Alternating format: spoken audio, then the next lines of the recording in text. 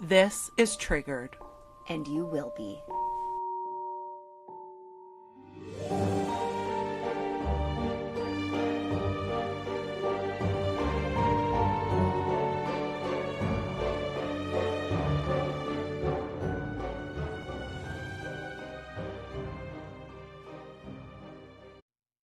I learned a very interesting lesson over the past couple of days.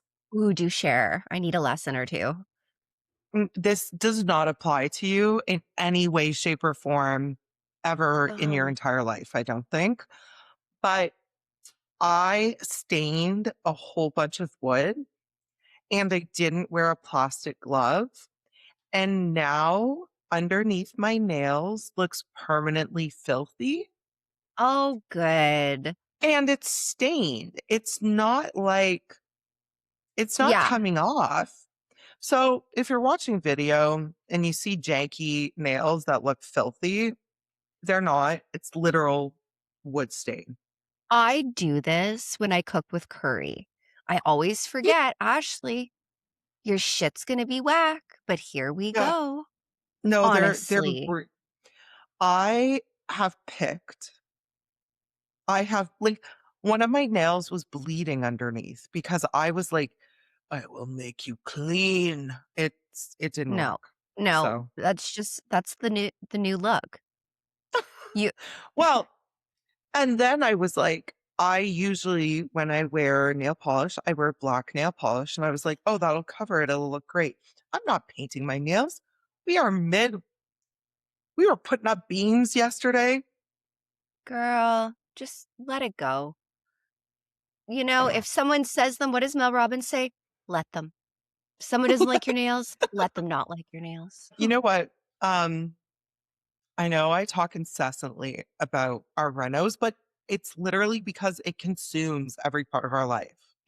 Yeah, even going to your house, I'm like, I couldn't do this. Like, It's crazy. it's a wild And time, but it's coming together. And now I could I do it. know. Like, the floors are Yeah. down, things are There's coming. floors. There's floors. You have floors. Yeah. No. And it's so funny because Matt is generally a very patient man. Like the most patient man. You The have to be minute, patient to the be with you and I. minute that the minute he needs me to help with something, every ounce of patience is gone. Yeah. Yes. Like he just looks at me like I have four heads. Like and it's things that I don't know.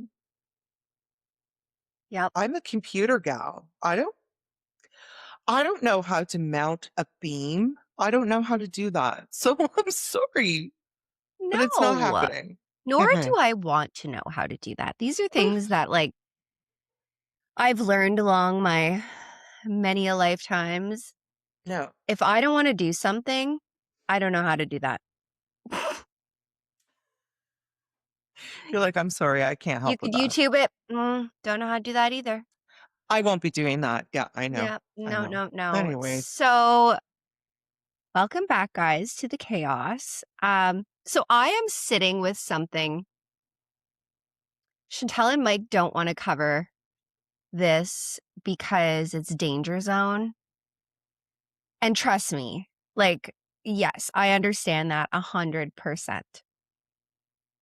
But before we get into our episode, I'm gonna sprinkle it because Mhm. why wouldn't I? This is triggered. We are parents ourselves. And I want every single parent listening to pay attention right now in this moment because this is genuinely one of the Yeah. most terrifying things happening to kids online right now at this very moment. Yeah. And most people have never even heard of it. And I want to preface it by saying it's not that like I want it to get out there. I want parents to know Of about this. I course. think it's really important. It's just there are some things that are dangerous and there's no way around it. Talking about this shit, putting yourself out there as someone who is gonna stand up to this kind of shit, it's scary. It is And so scary. more than anything else, I'm just like, I don't really subscribe to talking about things that could literally cause us harm. Yeah, But here we are. we are risky bitches, so So let's go. what I am talking about is called 764. Three numbers doesn't sound really like anything. It could be anything, really. But this is not a single person. It's not a chat room. It's an organized network of predators. And I mean network. I don't mean just like a couple fucking losers sitting behind their desk. It's operating globally, and the FBI has officially classified it as a form of modern day terrorism. So Yeah, this just I'm isn't, a couple fucking weirdos in the dark web. This is a no. global epidemic of terrorism. But the terrorism is against our kids. And I have a Mhm. big fucking problem with that, Kids and, um, people with intellectual disabilities. right? High Yeah, risk people. exactly, exactly. Now, these predators are exactly where your kids already are. So they're there. And it would be silly of us to think, "Oh, what are the odds? They're there." Yeah, I know this. I've read yeah, about it. I've seen it. They're already there. They're in Roblox, Minecraft, Discord, Snapchat, Instagram. They're playing video games. They are everywhere kids are. mhm, And they don't come in looking like monsters. So we can have those conversations with our kids, stranger danger. This person is sketchy. It's not that. They come in looking as friends. They mhm, take their time and they take their time. So these people aren't going to show all their cards within the first week or two. They build a ton of trust. And once they have that trust, once they have even one image, one video, the trap closes. So basically, what they're doing is they coerce kids into producing sexually explicit material into self harm, into animal harming, into harming other children, and sometimes into attempting suicide. And the footage gets passed around the network to keep the blackmail going. So I was reading this article on ABC 7 Chicago, and they were going through all of these keynotes, and it was horrifying. It was truly horrifying, because every single one of us would say, "Oh, my kid would never take a photo that was inappropriate because I've told them, that's bad," or they would never hurt an animal because they're sweet kids, or they would never. No, no, no, no, no. You have to remember that our kids are not fully developed. Imagine a friend comes to them and they just slowly trickle.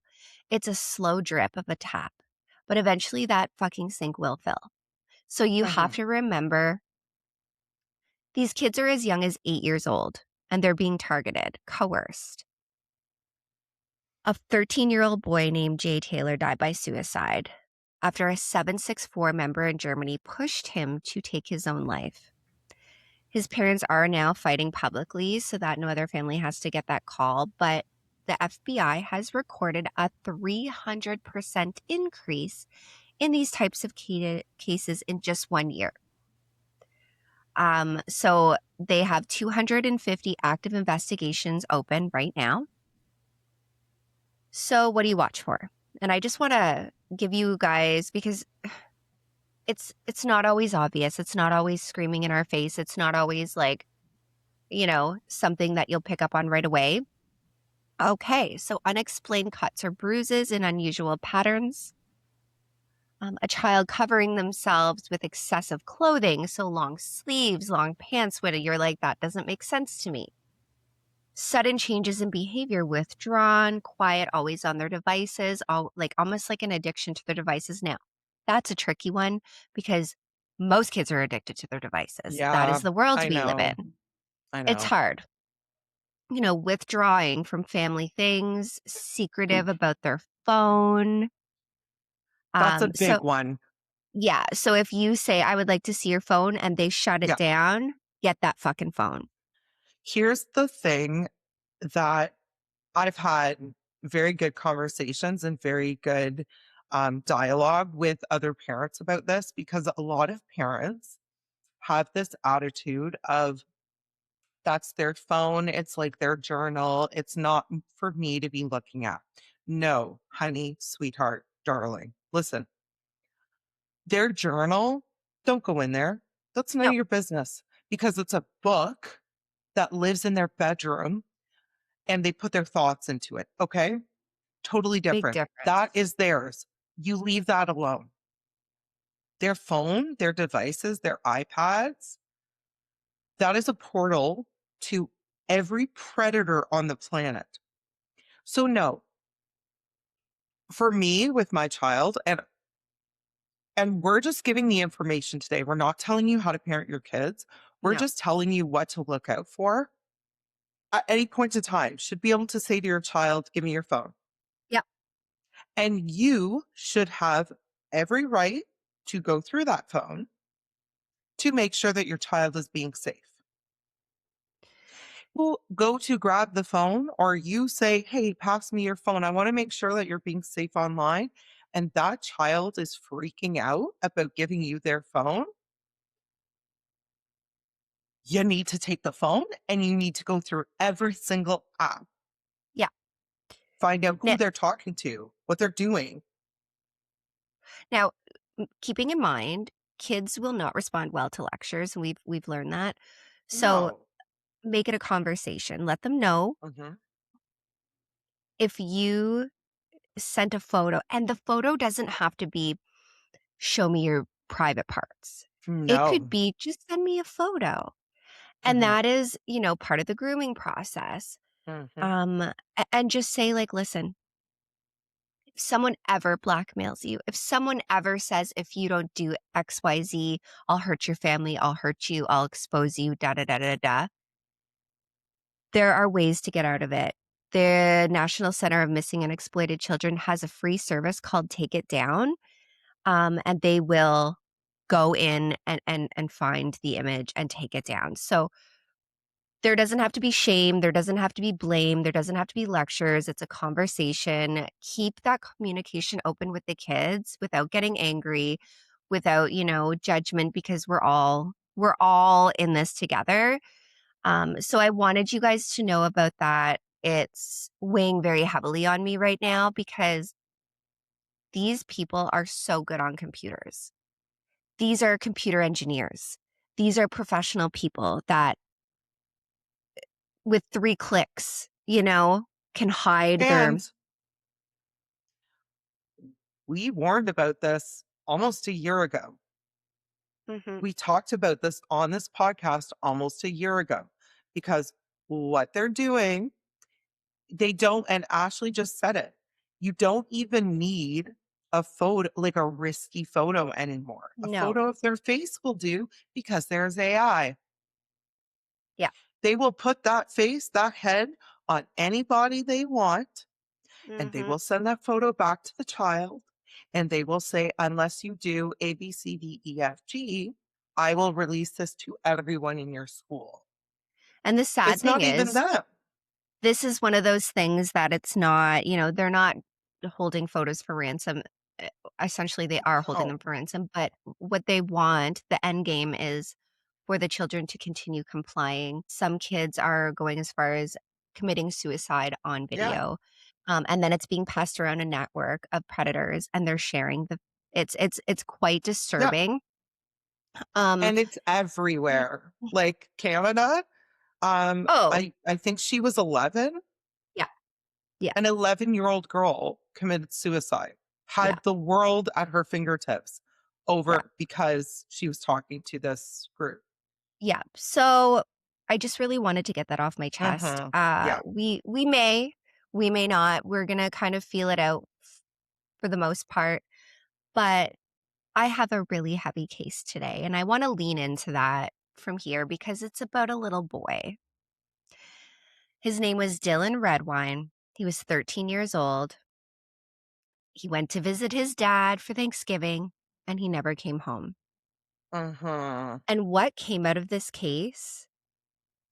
I just this was one of those ones where I'm like, "Is this fucking for real?" Like, I could not wrap my head around it. I actually know this case really well because it's one of those cases that keeps me up at night. Like, this is one of the ones where I'm just like, "How? How? I know, I know. How?" Mm, Okay, so I need you guys to really sit with this one because it's gonna stay with you for a bit, as Chantal said, mhm.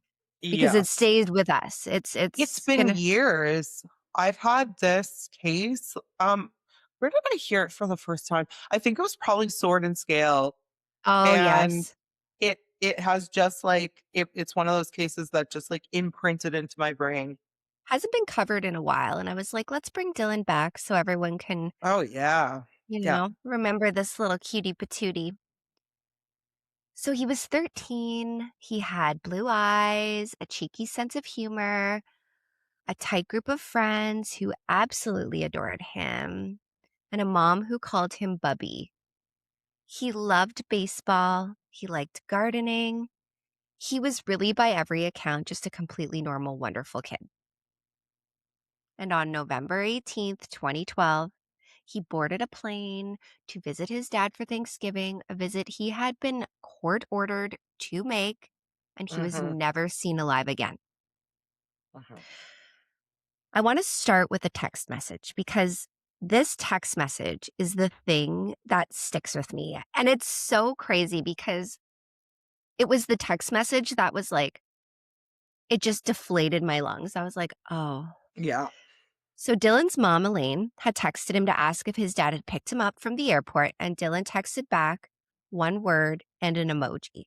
He said yes, and then a frowning face. That's it. That was his whole answer. One little Mhm. digital frown.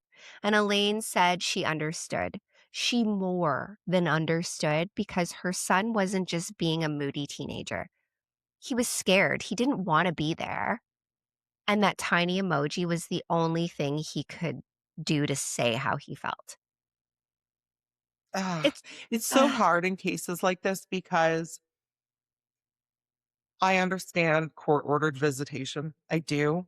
At the end of the day, if you have 2 parents and there isn't anything blatantly, there's no criminal record necessarily, or there was a criminal record, but it was a long time ago or whatever, whatever reason the court chooses, I get it.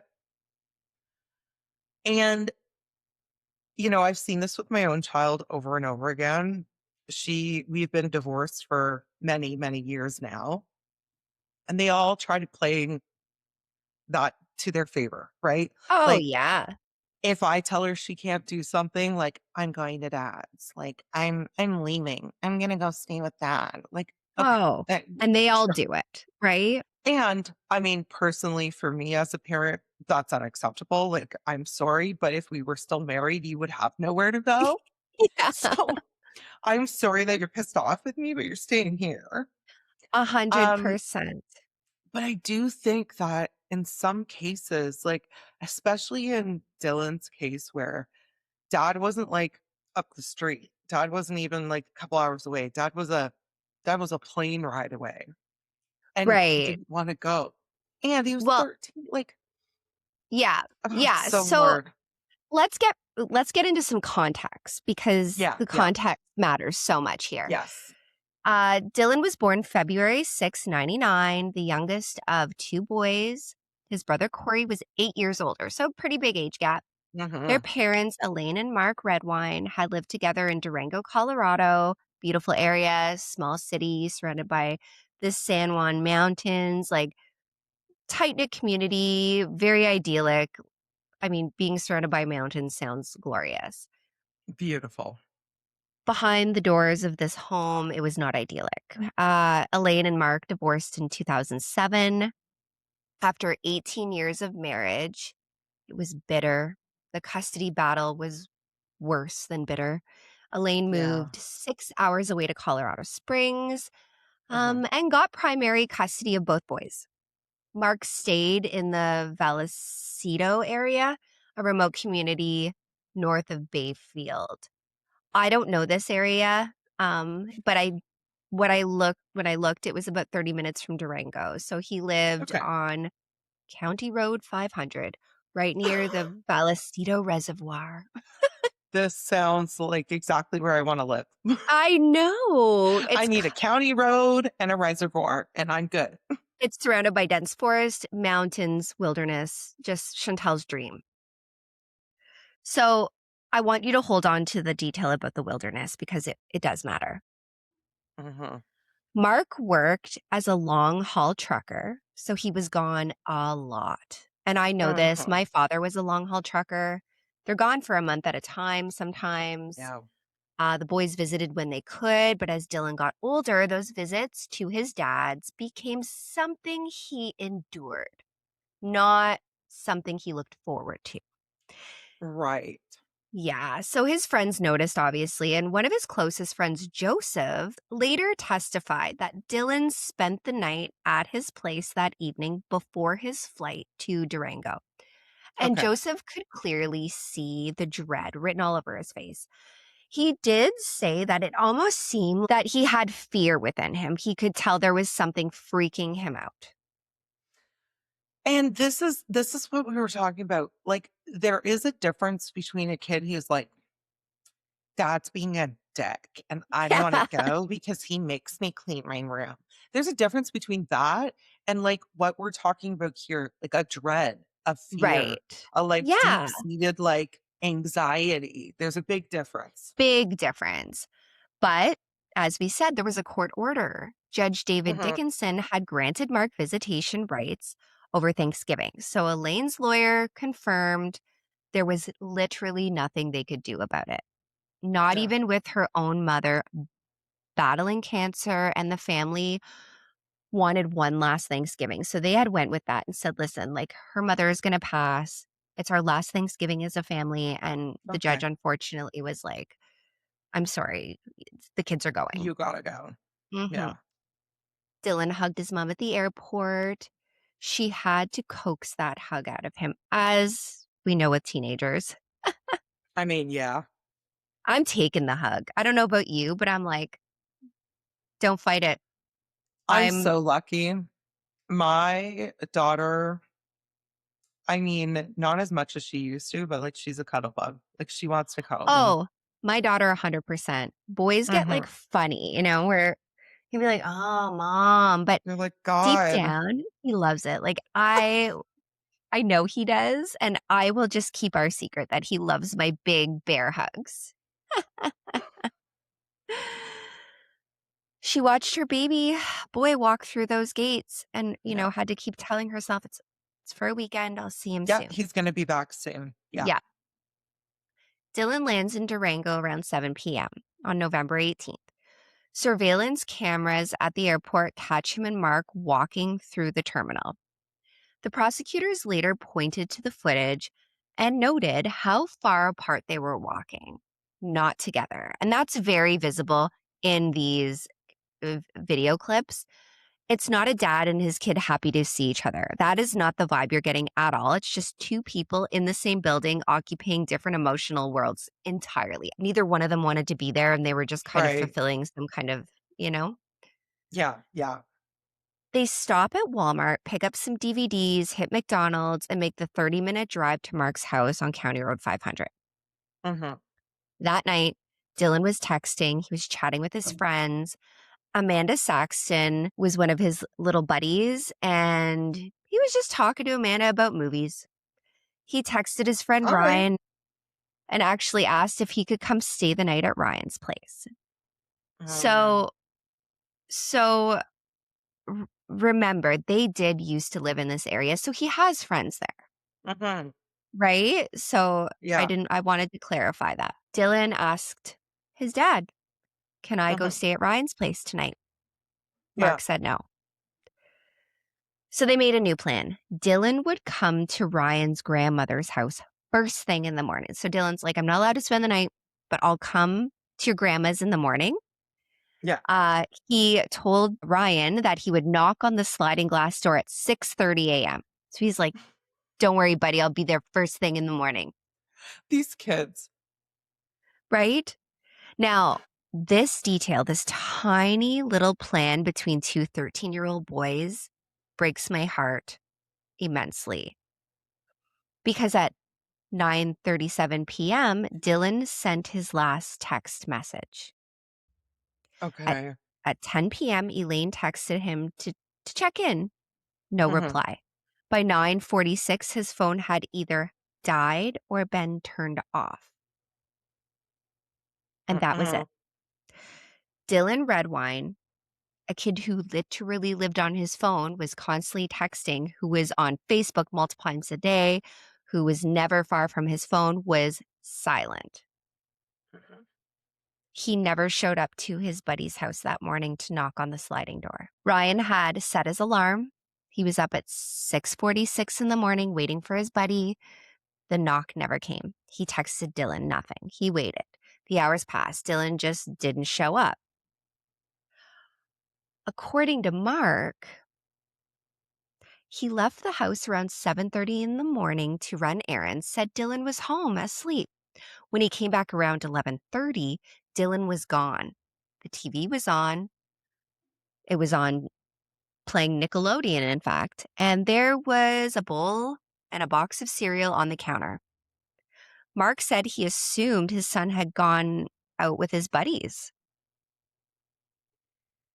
Now, when hours passed, there's no word. Mark called around. Couldn't reach anyone. No one had seen Dylan at 6 p.m. 6 p.m. So we're talking an entire day. Yeah. He went to the Bayfield Marshal's office and reported his son missing. Then he texted Elaine. Elaine, this poor woman, her response was absolutely immediate. She texted back, Dylan would not have just left without calling her. She, right off the Mm. hop, suspected Mark had done something. So she called 911 immediately. The guttural feeling of like, I can't imagine talking to the other parent and being like, you fucking did something to our child. Could you I imagine the just panic? no. And I can't like listen. I understand that the people that we get divorced from maybe aren't our favorite people. I get that fully. I am so glad that I can trust my daughter's father Oh, immensely. because never would I ever like the fact that mom's first thought was, what did he do to him? Yeah, And like, that's got to be the worst feeling in the it's gutting. world. Yeah, Oh, God. absolutely. I can't imagine. So while she was on the phone with the dispatcher, she was literally packing bags Oh, because she was going. She's like, I'm yeah. going. She Mhm. arrived at 2 in the morning, clutching Dylan's pillowcase so the No. search dogs Yeah. could pick up his scent. Oh, God. Ugh. Mm-mm. At 2:35 a.m., she sent a text into the dark. Dylan, please be safe. Mom is here to come get you, son. I that gave You me will, full. I will cry today. You will Yeah, make me cry. yeah. That's, I can't even, I know we say it all the time. I can't imagine this. Mm-mm. It's that text. I felt that, like, Yeah. it just Like one weekend. I He cannot was with just that. supposed to be there for one weekend. 2 days. Ugh. The search that followed was one of the largest La Plata County had Yeah. ever seen. Nearly 200 volunteers and law enforcement personnel, search dogs, divers, boats with, the sonar, uh, Radar. radar. Radar. I'm like, "Help me." Uh, the sonar, We've been helico friends too long because I right? knew what you meant. The sign for radar, apparently. Um, they the terrain around Velocita Reservoir is 12 miles of pure wilderness. That is Yeah. so dense. It's huge. Mhm. Uh, dense forests, steep canyons, mountains up to 11,000 feet, and temperatures well below freezing. They you know, searching this reservoir alone would have been so daunting. And they searched it at least 15 times. So they didn't just go over these areas once, Yeah. they went over at least 15 times. Dylan's friends, 14-year-old kids, joined the search party. They handed out flyers in the cold. His little buddy Ryan was out there. A sign went up at the local Dairy Queen, a billboard at the church. And from the very beginning, Elaine had her eyes on Mark. She was like, "You fucking did something." She knew. And as a mom, Yes. you just Yes. fucking know, you Yeah. know? A mother's intuition, a woman's intuition, anyone's really, guys, I am a Yes. I am the preacher of intuition. Like, tap into that and trust it. Go with it because Yeah. honestly, but it doesn't take a fucking genius to realize that Mark's behavior was wrong from the jump. Mm. It was not grief wrong, not like shocking wrong, but it was wrong in a way that felt deliberate, like a man performing. Do you know what I mean? Ew. That like he was putting I on like know. a show. There is such, and we see this all the time. And actually, Chris Watts is my favorite example of this. There is Chris. a difference between someone who is genuinely worried and has no idea what happened and someone who's acting like what they think they're Yeah, supposed to act like in that situation. Like, and Chris Watts is the perfect study for this because 100%. he said all the things that were quote unquote right in that Yes. moment. And Mark was the exact same. Well, this is it, you know, and Hmm. and and this was Mark. Like while volunteers were out in the middle of the night in freezing temperatures calling Dylan's name, Mark was in bed with all the lights off, just having a rest. The Elaine is way, running on no sleep. Mark is yeah, apparently getting plenty of rest. and okay, two things for this. First of all, in a situation like that, you do need to take a rest. You'll burn out, you'll be sick. However, the rest that they're describing isn't like, I'm going to lay here for 30 minutes and close my eyes before we go back out. Yeah. This is like 8 hours sleep, Oh, waking up refreshed to yeah. orange juice in the fridge. Um, the way I would barge into that house and hook a chain around his leg and drag him out of there with a truck. Literally. And, you know, what got me, it wasn't his naps, it wasn't the bullshit. No, When he made public appearances, he had this little habit of speaking about Dylan in the past tense. He called I him can't. a wonderful boy, said he Mm, meant everything. That's no, not how you talk about someone you're still hoping to find. yeah, That's how you that's talk about right. someone you already know is gone. Yeah. His coworker, actually, who saw him the morning after Dylan disappeared, said Mark looked haggard and exhausted, like he hadn't slept at all. When police came to his home, it was littered with empty liquor bottles. Hmm. What have you been up to, Mark? Yeah. Elaine revealed something truly chilling. Mark had once told a former partner that if he ever needed to dispose of a body, he would leave it out in the mountains. You know what? I can't judge on this particular thing because this is a regular conversation you and I have. Mm-hmm. Mm-hmm. I'm just And saying, although I feel like it's different for us. Like it's for the podcast. right? Right? He didn't have a true crime podcast. So fuck off, Mark. Fuck off, Mark. So that same ex that reportedly had told that he had said this, that during their own divorce, Mark had said he would kill the kids before he let her have them. Okay. So I'm like, Mark, that is the most fucked up thing. That is the the most reddest fucked up thing. the reddest of flags. Like, Right? don't no. This guy's a fucking monster. When search warrants were executed on Mark's home, investigators found Dylan's blood in multiple locations in the living room, on the couch, on the floor, under a rug, on a coffee table corner, on a love seat. Like, what the fuck do you mean? And it's like, he doesn't live there.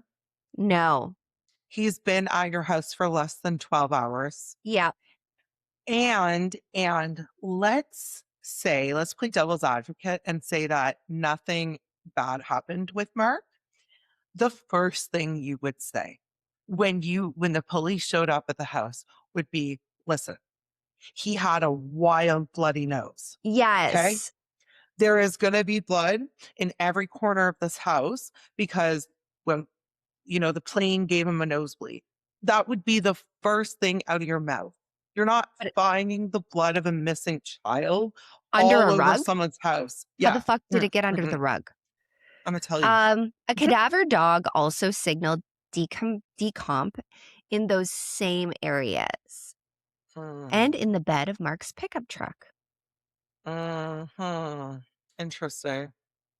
Mark's story was that they'd been roughhousing, just playing around. No one was hurt. No one was hurt? I don't know. When I roughhouse my kids, there's not blood all over the house. Like, hello? And I would be like, Mark, that still doesn't explain the decomp. Right? Yes. Roughhousing doesn't give off the fucking chemicals of decomposition. I could, Mm. I had to do a lot of this. I know. This is infuriating. Fish. And then there was the fishing rod. Uh, Because it just never ends with this fucking guy. Mark no. told police that Dylan's fishing rod was missing, which is why searchers had focused so heavily on the reservoir. Because they're like, Right. Because they were like, he went maybe, fishing. yeah. But when investigators reviewed their photographs of the home taken at the start of the search, the rod was there. And then it wasn't. And then Okay. suddenly Mark found the rod. Like the whole thing, the rod had supposedly been missing since Dylan disappeared. And like suddenly it just fucking reappeared. Like, fuck off, Mark. Nobody, like, stop. Just stop. I appreciate the stupidity that comes out during this shit. Like, you're Oh, dumb.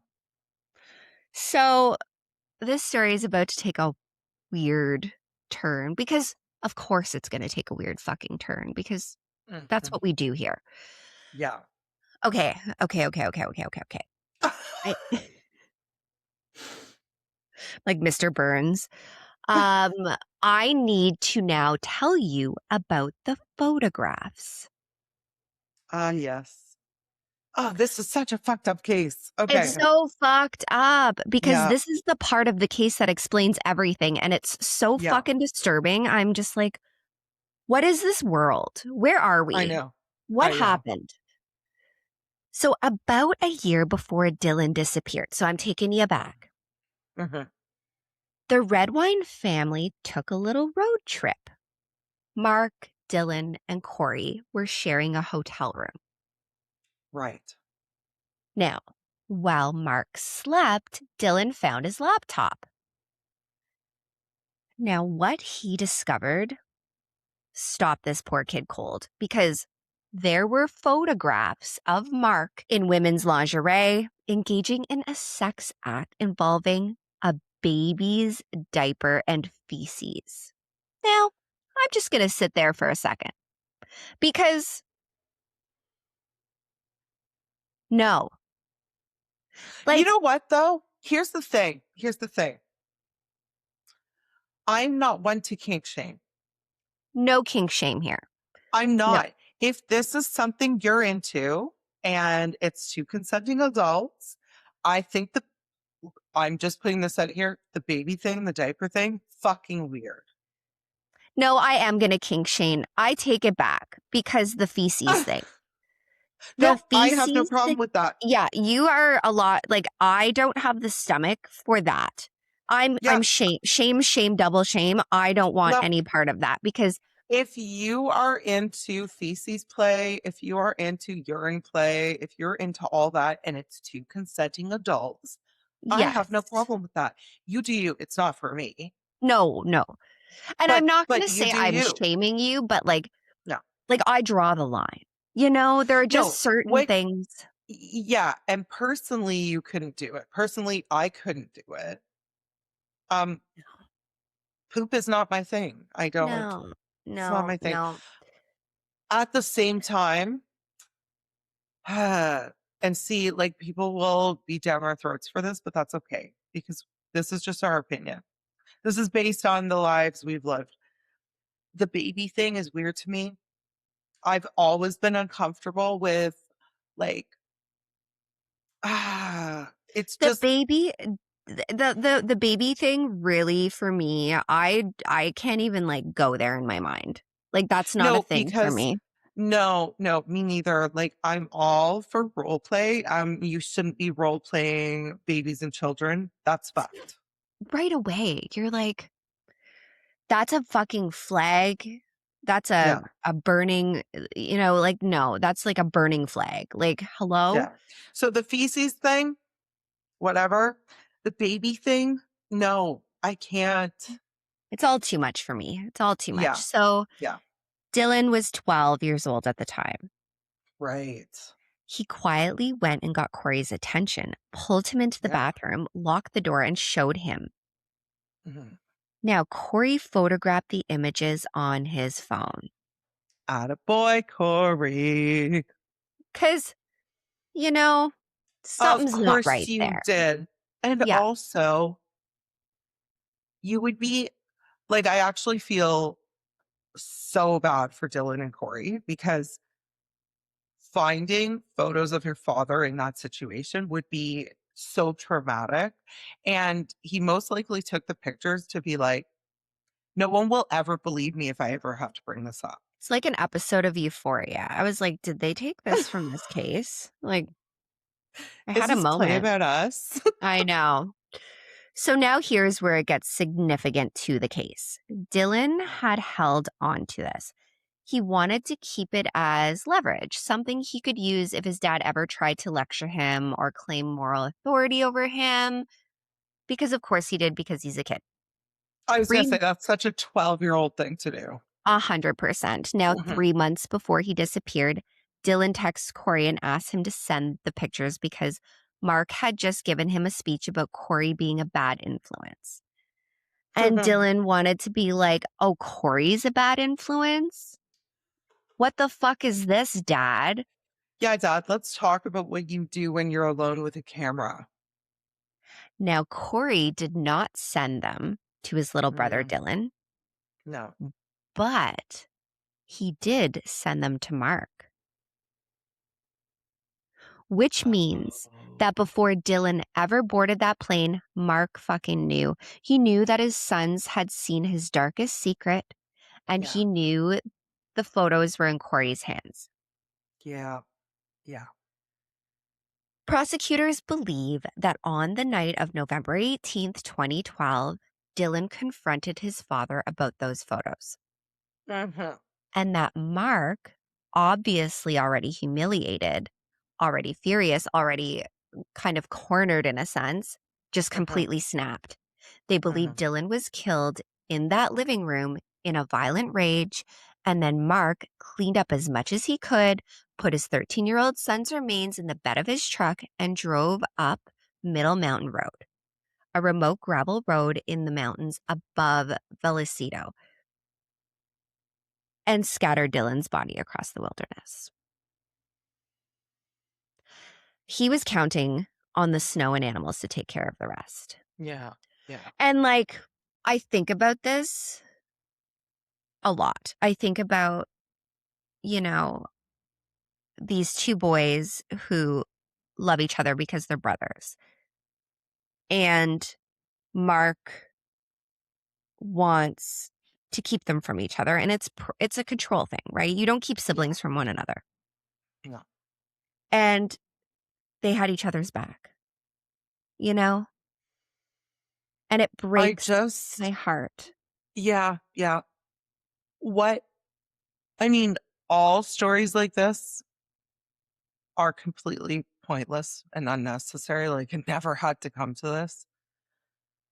The stories like this get to me because I'm just like, "So what? So what your kids found you dressed as a baby with a diaper on, covered in your own shit. Who cares? So what?" So they're gonna tell their friends about it. They're gonna tell their mom about it. You're gonna be embarrassed for a little bit. Okay. Maybe don't take pictures of you covered in fucking shit. Right? This is Right? actually your fault. Why was that on your laptop? Why wouldn't you have that locked down somewhere? Hey, if that's your thing, cool. But like, this is actually on you. Yes. Yes. So, so what? Who So cares? in June 2013, when the snow finally melted enough for searchers Yeah. to access Middle Mountain Road, they found Dylan's Nike Air Jordan shoes caught in some Oh. branches. Then they found bones. Mhm. Over 5 days, they recovered 3 human bones, scraps of clothing, a shoe, an elastic underwear band, a sock, spread across roughly 1 mile, about 8 miles from their home. It was confirmed to be Dylan Redwine. When the lead detective called Mark to tell him his son's remains had been found, Mark's response was to fixate on the fact that only about 2% of Dylan's body had been recovered and argued that this didn't prove Dylan was dead. Let that sink in there for a minute because Yeah. his bones, like, what more fucking proof do you need? 2.5 years later, in November 2015, a pair of hikers found Dylan's skull, one and a Mhm. half miles further up the mountain from where the other remains had been found. Yeah.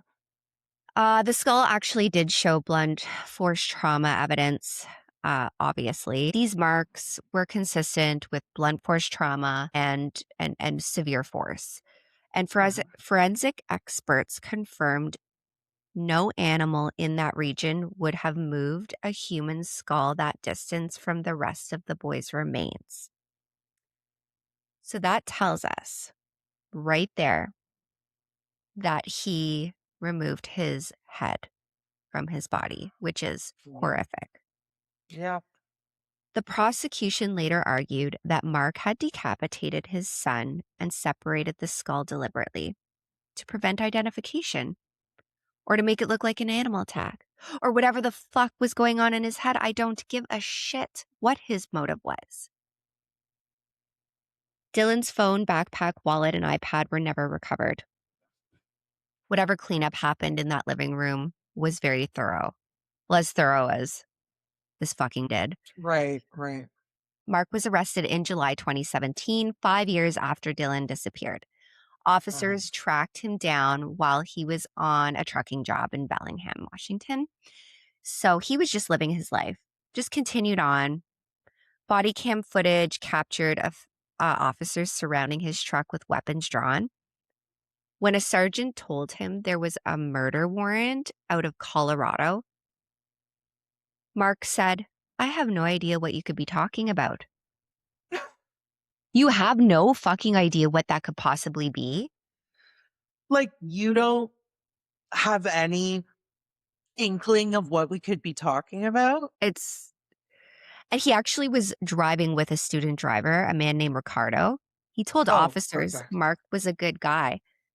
Said he talked about going on a search party for his son when he got some time off. I know. You know what? Parts of his bones were already discovered. What do you mean? What are you searching for? Yeah. Okay. All right. So the Road to trial was brutal. Defense attorneys changed COVID because fucking Mm, COVID caused delays. mm. Uh-huh. There were two mistrials, one because a juror did their own research, one because defense attorneys had COVID symptoms. For Elaine and Corey, who had been waiting almost a decade, every single delay was just another wound being opened. Like, Yeah. Yeah. COVID really fucked things. Like, it was just, I know. you know, the trial finally began in 2021. So, June Okay. 2021. This is ridiculous. Like, Uh-huh. these poor people had to sit knowing Yeah. they knew. They fucking knew. Yeah. Oh, You yeah. know?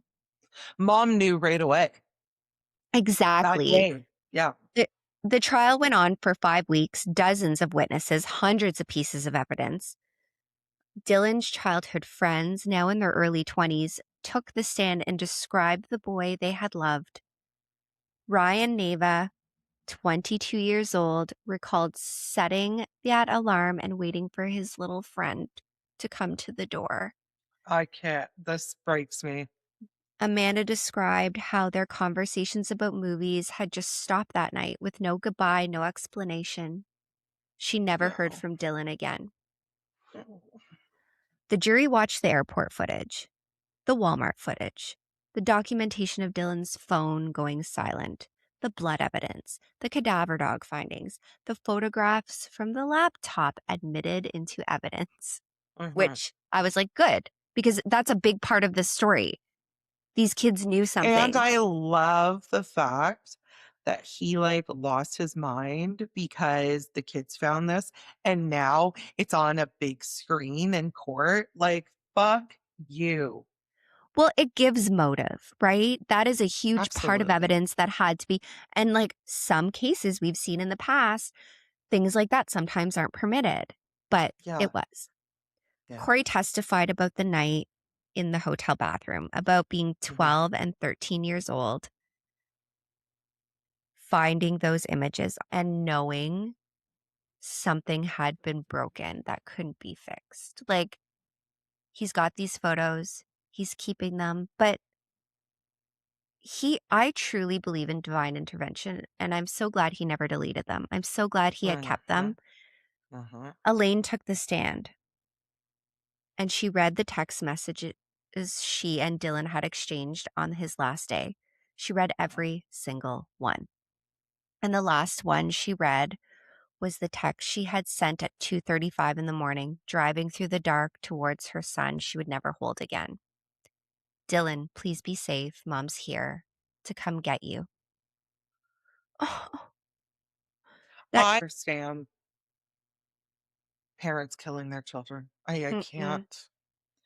I I have stepkids, and for the most part, I will do anything to make sure they're comfortable and dry and safe and warm and full.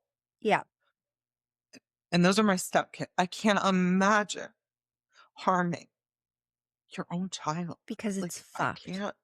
I can't imagine it. I can't. So, as Elaine is on the stand, she addresses Mark directly. And I'm like, At a fuck girl. yes. Atta Yeah. girl, you get it. She told him Dylan was 13 years old when Mark took his life.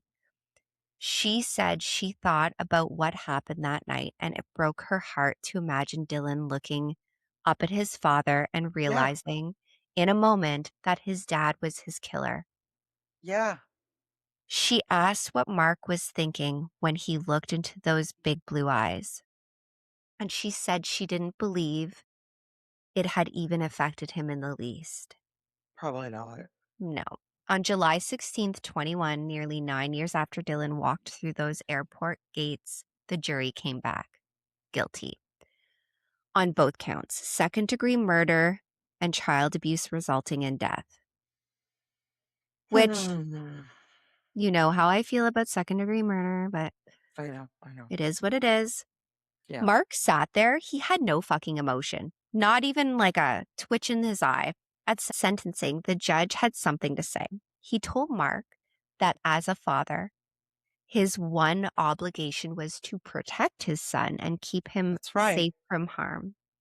Instead, he inflicted enough injury to kill Dylan in his own living room.